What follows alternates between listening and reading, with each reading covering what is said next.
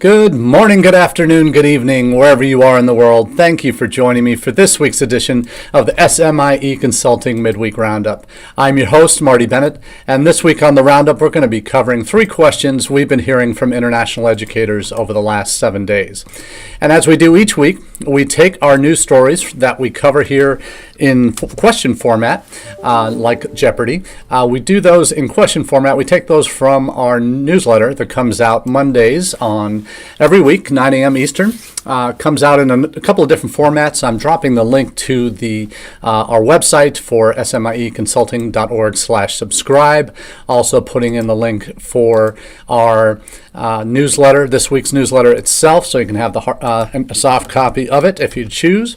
And then we'll also put in some information on our LinkedIn version of our newsletter in case you prefer to get your international ed news that way. So if you are already subscribed or one of the over 950 subscribers to the newsletter, we're grateful that you're part of that journey and in helping you kind of get your heads around in a digestible format, the international ed stories of the week. Also cover social media stories in there and oftentimes where those overlap. In fact, our first question today will be covering a social media related story to international education. So we'll talk about that as we go through the day.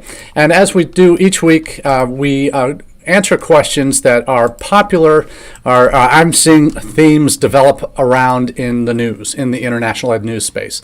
I'm talking here about all the Google alerts I get, all the various news sources like the PI, Inside Higher Ed, Times Higher Ed, all the other sources out there, University World News, that often focus in on international ed issues. So we're going to cover 3 questions today. First up is, what is the future of TikTok for U.S. universities? Now, for many of us, TikTok is something that, that's what the kids are using these days. And yes, it is, and it certainly has grown with over 1 billion users globally now. We've all seen how significant this platform has become to students, to the youth. Anyone above 13 years old can get on there, have their own profile, and it really is the platform, in vogue platform, and has been for a couple of years now in terms of strongest growth, in terms of global appeal, and of course in the eyes of the youth of the world, in our college age demographic that we're often targeting. That's where they're spending their time.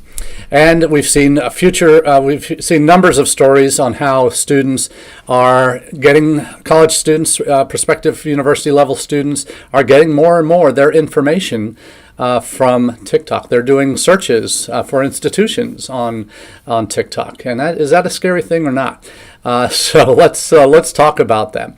It's been a platform that has raised a lot of eyebrows, certainly in political circles, due to obviously the company, the parent company of TikTok, ByteDance, is a Chinese-owned company and has ties to the Communist Party and the government there. And certainly anybody who's on ByteDance in China, their data, or the version of TikTok in China, the home nation version of it, your ad data is fully accessible by the government and can be manipulated and used for whatever purposes the government has, in terms of censorship, in terms of tooling information specific to you, potentially using that to track people down and do all sorts of things that in most other countries isn't really acceptable.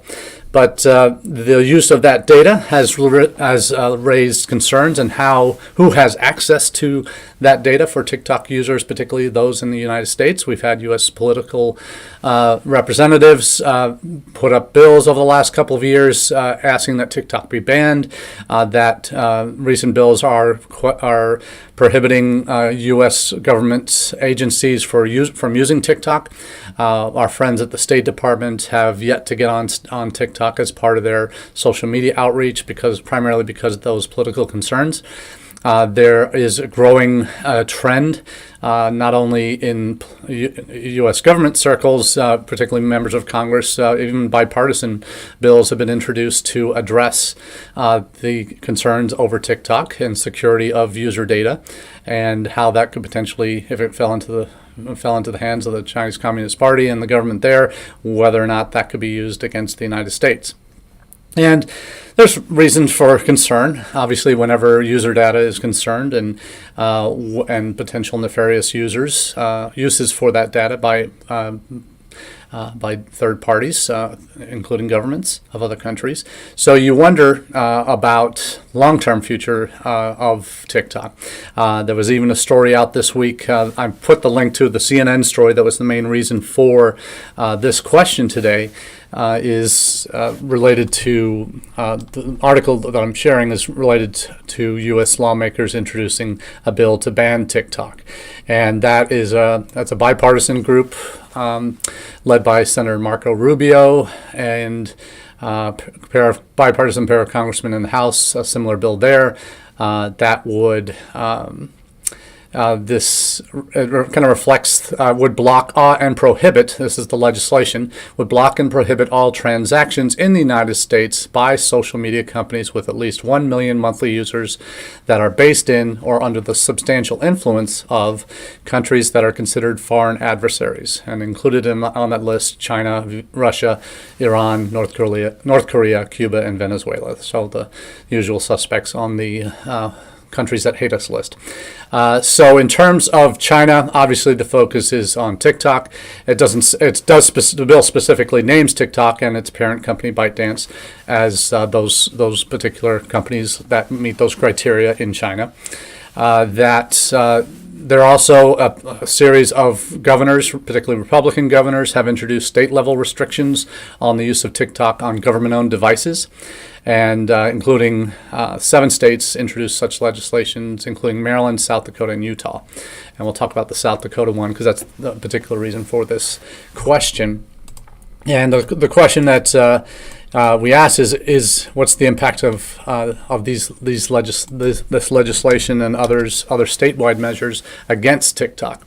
So we'll see what that looks like moving forward. But this national bill that Senator Rubio introduced, if it were to see the light of day and was voted on and approved in any way, it could potentially mean that other companies like vKontakte, which is heavily as Russian language and Russian owned, could be potentially another target of this legislation.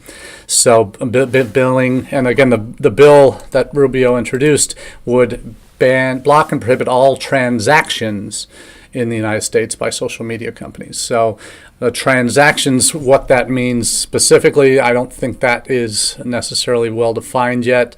So there's still some thought that details that need to be shared on that in that respect. So we'll see what happens there. But the other piece about how it impacts universities. Obviously, universities, including my own, UNLV, have had active TikTok accounts for the past several months. They have, at UNLV, for example, there's both UNLV kind of campus-wide, branded UNLV official account, and there's also an Office of Admissions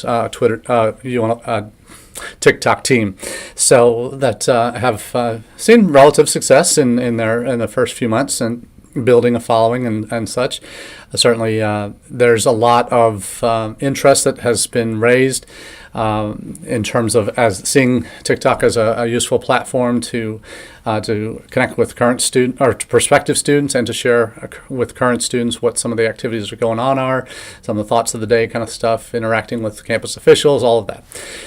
What one state is no longer able to do that for public institutions in that state, and that's South Dakota. Their governor, Kristi Noem, announced by executive order on November 29th that the Board of Regents supports the ban that Governor Noem put in place that are basically was presenting public institutions would have to delete, if they had any in South Dakota, would have to delete any TikTok accounts they currently operate. and that's the Board of Regents Director Brian Maher said that they support the governor's ban, and our universities are not to use TikTok for university marketing and communications. So if this trend spreads, if it's going to be exclusively within red states, then that's one issue. But certainly, if that, I don't know if that's going to go nationwide. Certainly, any national legislation would supersede what individual states would do, or complement in this case. If anything were to be passed nationally, that would affect TikTok's ability to operate in the country, and that might make this executive order moot if no longer operating in the country. Then that would prevent, obviously, the universities from using it. So the question will remain, and there's another article I've just have tapped in for my newsletter next week that asks the question: is TikTok too big to ban? So we'll see whether that happens. But we do know that TikTok is not universally loved. Certainly in India, it's been banned for well over a year. And it is not accessible for people in that country who don't have VPNs to access. So this is a potential issue that could expand depending on what way the wind blows with politics in China. Certainly, there's that antagonism that exists between India and China over a number of different banned apps. TikTok's one of over several dozen that are banned by the Indian government from operating within India.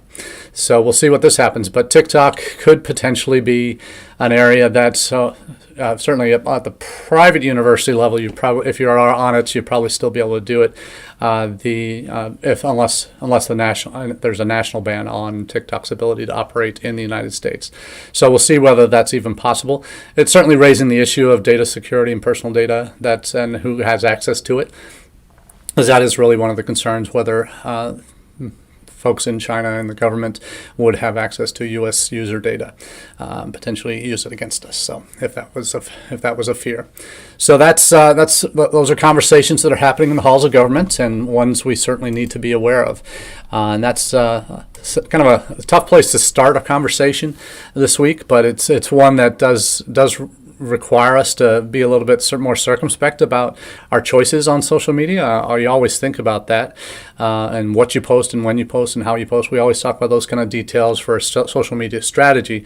But when it comes to selecting platforms, that's certainly one thing that you do want to focus on. And when it's information that is student focused, when it's providing information that would help them identify, what it could potentially produce is a vacuum where U.S. institutions that might have ordinarily started to use TikTok to reach out to prospective students would not have that ability, particularly internationally. That potentially puts our institutions at a disadvantage if that ever were to happen, where we wouldn't be able to use that platform in a recruiting space or a marketing and communication space.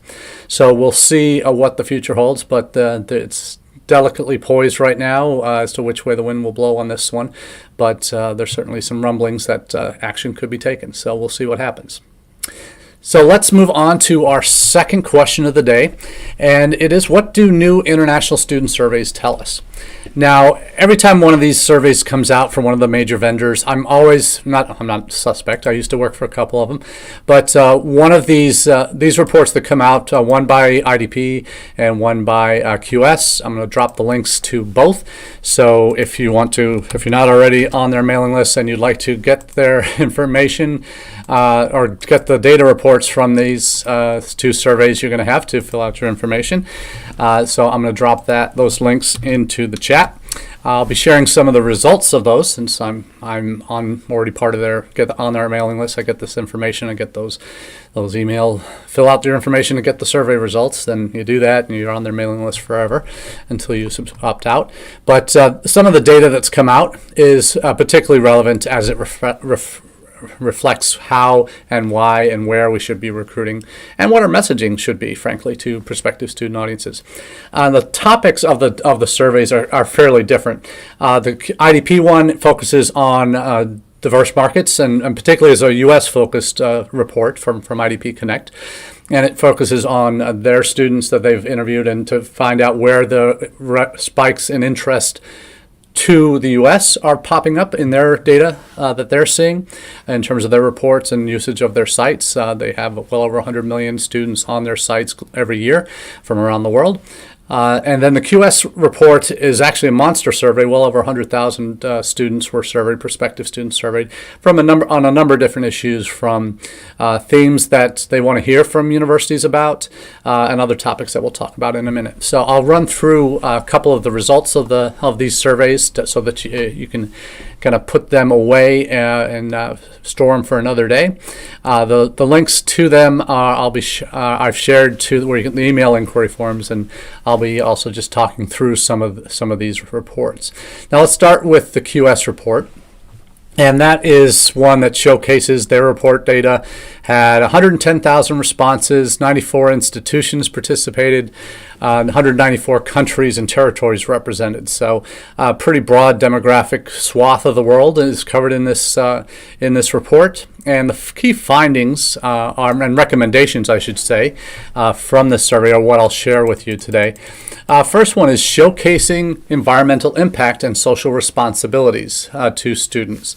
So the thought here is that universities can and should do more to demonstrate their commitment to environmental, social, and government strategies to students to show where you are related to, for example, divestment from companies that do business in China that are impacting Uyghur populations in Xinjiang province, for example.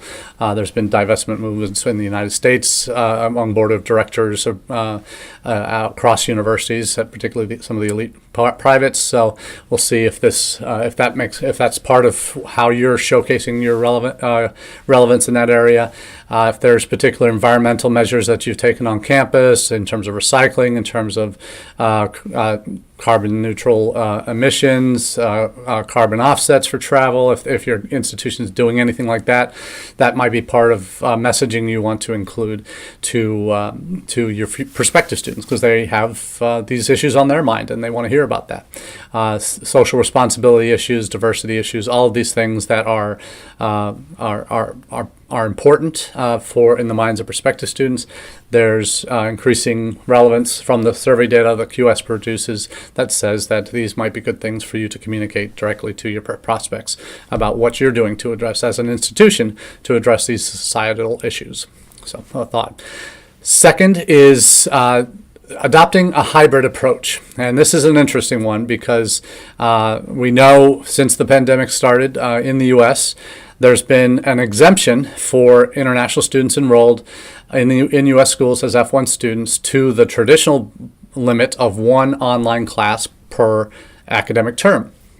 That as long as there was at least one, for those that were already enrolled that had to go home, they could be enrolled fully online, that was allowed. There's also been that exemption that there at least be some hybrid elements to classes that they're taking, even into this academic year, 22-23. So those have been allowed by CIS and DHS by their as the mothership for all international student rights and privileges and requirements that is housed within the Department of Homeland Security. In terms of this thought, adopting a hybrid approach, the thought is universities should ensure that forms of online learning continue to be available to international students beyond the concerns and restrictions in place as a result of the pandemic. So that is what students are seeking, that kind of flexibility of programming. And the hope is that our immigration regulations, and particularly within DHS, catch up with this new reality that has affected all our campuses. We all know that that how education is done on campus, how classes are taught on campus, fundamentally changed during the pandemic.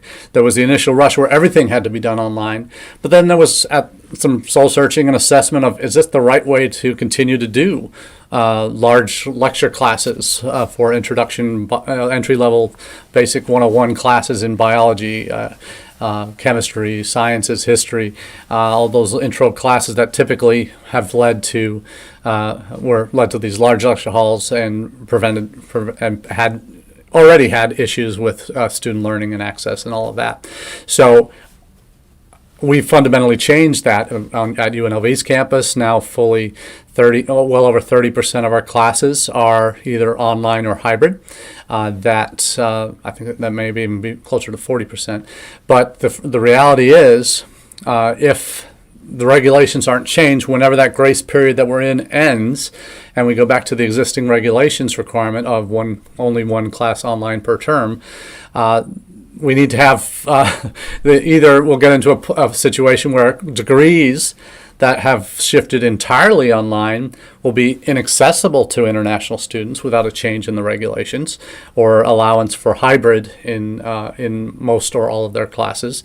That is going to be a bridge that if we have to cross that without the right answers for prospective students, that's going to be a bigger issue. But so this is one that students are asking about. They want this flexibility in their educational delivery and how they take classes. So whether institutions will be able to honor that is going to be dependent not on what they individually want to do, but whether the immigration regulations will allow them to do that after this grace period we're in expires without change in regulations.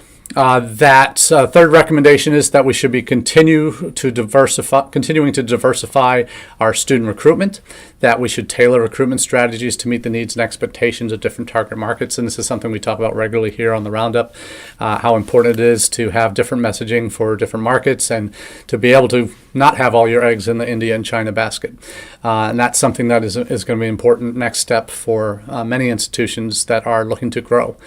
Because India certainly shows no signs of slowing down. In fact, the growth that we're going to be seeing from India is going to be significant in the next few years, even at the undergraduate level.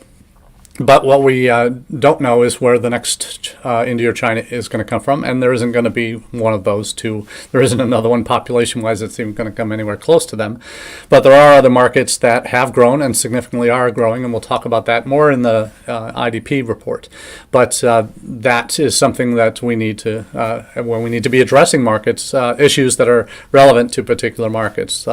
Particularly in China, the safety question is going to be significant, and health safety and public safety is also are parts of that answer to the question that need to be addressed in all over in China and other countries. Now, a fourth recommendation is that we should be ensuring that we're connecting with all key influencers, and that means from this report that universities must not only communicate with the prospective student, but with other key players influential in the decision-making process. So obviously, parents are going to be key in this conversation. Having a parent strategy is important, and so that's reflected in some of the survey responses. But also something for if they have a college counselor. Or university, whoever university counselors that they might have that are helping them in their journey. So those are some of the top line recommendations from the QS data. And in terms of there's sections on how universities can do all of these things. For example, in the social and environmental responsibilities, 55% of students suggested that candidates believe a welcoming environment for international students is important to them when choosing a country to study. That 84% of candidates believes that universities are either very or somewhat environmentally friendly, so you want to show that some way or another. That 78% candidates think institutions could be doing more to protect the environment, and 63% agree it's extremely or very important for universities to provide support for mental well-being. So those are obviously key findings that we've seen reflected over the pandemic, particularly on the mental health side. We've seen how significant the challenges have been for students, not just international students, domestic students as well. Significant challenges that they've had with mental health as it reflects on their ability to continue to do well and attend classes and succeed in their chosen major and field. So some really solid data coming out of there, and just those good reminders for how we should be focusing our messaging in terms of prospective student recruitment. So that might be an area where you might be a little weak in, where you might not be focusing on environmental responsibility or social responsibility, what your institution has been doing. International students want to see that. I think domestic students want to see that too, how you're responding to the societal issues of the day. So are you doing it? And if not, it might be time to start including some of the some messages specifically addressing those concerns, particularly at the inquiry stage, and get them excited about where you stand on these things, on these various issues. Now, let's shift gears to the IDP report, which is specific to the U.S. market, which is nice, obviously, for this audience that we're talking about here, our regular watchers of the Roundup or listeners to our podcast. You always want to know what are the new markets I need to be aware of, where should I be starting to focus some energy and effort on. And that's all relatively important information as international student recruitment and admissions folks need to be aware of. So, according to IQ Demand, and IQ Demand is sort of IDP's version of tracking their student interest in certain markets, certain majors that they get and see regularly on their site. They also make the point in presenting this data that the students that that we're capturing these data points in for this survey, that they're reflecting kind of top of the funnel interest at this point, and that's roughly 12 to 18 months out before students make their study abroad decisions. So, knowing where that interest is spiking around the world can help you kind of get ahead of the curve a little bit to make sure that you're ready for potential increases in certain markets. So, and potential areas that in the next year you want to be getting to for recruitment travel or in-country representation, whichever way you choose to make your recruitment dreams happen. But what they have is a top 10 list of countries that had the most demand for the U.S. in the August-September period this past fall. Brazil was number one, 13% up. Turkey, 8.5% up. Mexico, almost 7%. Vietnam, 5%. Thailand, 5%. Indonesia, 4.5%. Saudi Arabia, 3.65%. Colombia, 3.4%. Nigeria, 3.2%. And Peru, 3.1%. So all countries that have seen spikes in demand for the U.S. On the IDP sites. And again, 100 million students around the world are using IDP sites every year. So that's a good starting point there for where the demand is for U.S. higher education in terms of interest in studying abroad, studying here. So Brazil kind of obviously jumps off the page. That's the highest growth rate there at 13%. So many of us are already beginning to focus on Latin America, and that is important area, particularly for my institution in the southwest of the United States, with huge Hispanic populations already in the area. A lot of immigrant history from from Latin America to us. So that's been an area that we're going to be developing significant relationships on. We have focused on virtual fairs for the last year and a half in Latin America as our primary tool. We've attended a couple of conferences, particularly the Education USA Regional Forum for the Western Hemisphere, to connect with advisors there, many of which, in particularly Brazil, are also working at universities, so they have dual roles there. So we're going to be investing heavily in that country, also Mexico, with other Mexican version of NAFSA that we attended in October. So that's a focus for us, and probably is Latin America for a number of other colleagues that are watching this or listening on repeat. What I will say is what I found in particular with this IDP report is that where the growth is, we see in the past year, we've seen Vietnam spike up significantly, which is great. Enrollments from Vietnam and the UAE grew by 75 and 60% respectively through IDP. That's IDP enrollments at U.S. institutions. So those are two countries that they're seeing significant growth in terms of sending students to the U.S. Cambodia increased 130%. Taiwan was up 34%. And Bangladesh 16% in terms of where placements have happened in the last year from IDP. So those are the markets where they're seeing the biggest growth right now from IDP. If you're an IDP client, we are at UNLV. We're already starting to see applications coming from very, very much the same list of countries. So excited to see where that growth takes us in the coming year. But a lot of exciting opportunities to expand where we go and how we get in front of these students. subjects that they're studying, the IDP students that they're seeing. They've seen consistent growth in the typical STEM fields, in computer, math, science, and engineering and technology, and applied and pure sciences are usually the top three of the top four. They've also seen significant jumps, 86% jump in business interest, business and administrative studies. So interesting shift in non-STEM fields, being actually the largest growth area in this past year for IDP has been in business areas, 86% growth versus only 16% growth for computer and math science. So that is interesting to see where that trend will lead.